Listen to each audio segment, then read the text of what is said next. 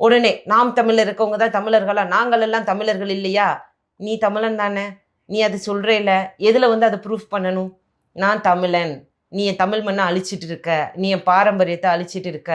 கேள்வி கேளு.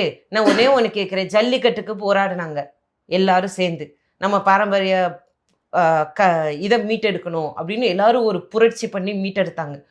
அது மாதிரி ஒரு சம்பவம் இது வரைக்கும் இல்லை. அதில் நிறைய பேர் வந்துட்டு வந்து பயங்கரமாக வேலை செஞ்சாங்க.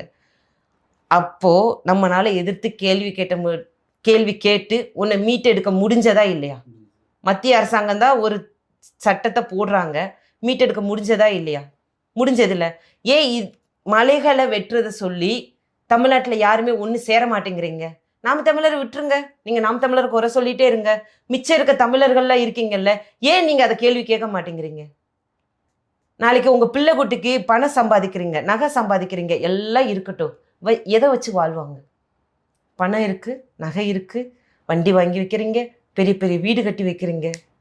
இங்கே இருக்க மலைகள் எல்லாம் அழிஞ்சு போகுது, எல்லாமே பாலைவனமாயிருது.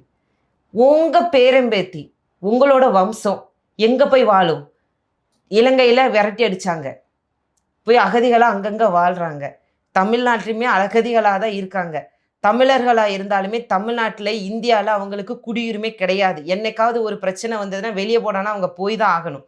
தமிழ்நாட்டு வாழ்கிறதுக்கு தகுதி இல்லாத இடமாச்சுன்னா நீங்களும் அகதிகளாகி மற்ற இடத்துக்கு தான் போகணும்.